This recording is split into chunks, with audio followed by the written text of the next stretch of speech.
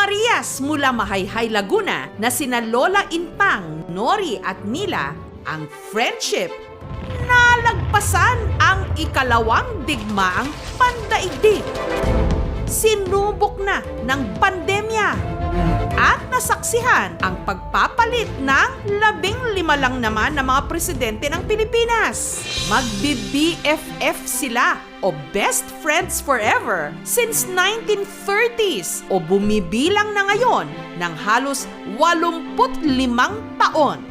Strong! Eh, para ko na rin kapatid. Tanim sa puso mo na talagang kami close talaga simula bata. Simulan natin ang kanilang kwento 85 years ago sa Mahayhay Elementary School. Noong 1937, naging magkaiswela kami ni Nori. Grade 1 yon.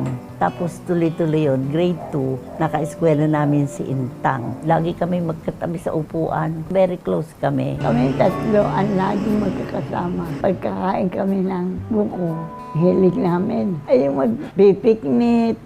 Sa kanilang tatlo, ang pinakamaporma, ang 91 anyos na ngayong si Lola Intang. Hindi nga raw siya lumalabas na hindi terno ang damit at bag.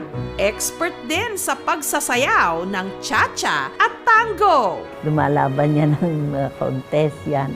Kami ni Nori, pa-sweet-sweet lang yun. Hindi pwedeng hindi. Talaga kahit gayon, pwede akong sumayaw sa harapan ninyo. Sa Tres Marias, ang 92 anyos namang si Lola Nila ang pinaka-religyosa. Siya lang din ang tanging nakapagtapos sa kanila. Amen si Alcantara at ilang asawa nun ay Dr. A. Tuloy, ginawa pa akong motivator sa family planning. Pero kung meron man daw sa kanilang pinakamahaba ang hair, walang iba kundi si Lola Nori. Ang siya raw pinaka-ligawin. Uy, si Lola! Kung kami dumadaan sa shortcut, sinusundan niya nung nakakagusto sa kanya. Grade 5 pa lang yun, ha? Ay, manaliligaw, dinapisita sa aming bahay. Yung mga binatang yun ay nabili pa ng mga gatas, lalagay sa buko.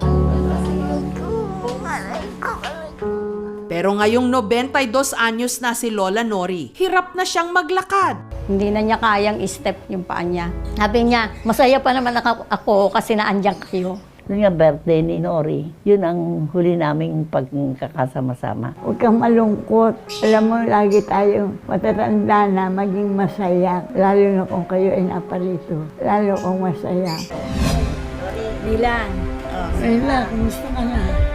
Updated sa isa't isa ang mga lola nyo, nagpakateki na. Nag-aano rin kami, bibidyo. Ilang beses na raw talaga nilang plinano na magkita. Pero lagi raw itong napupurnada. Lalo't kamakailan lang, si Lola Intang tinamaan ng COVID. Masasakit ang aking katawan, pati bayawang. Sabi kong gano'n ay, Panginoon, puri niyo akong pababayaan. Umiiyak ako sa Kanya. Kung talaga pong ito ang aking swerte, ay nasa sa inyo po yun. Bahala na po kayo. Sana nga po ay kahintulutan kami ng Panginoon.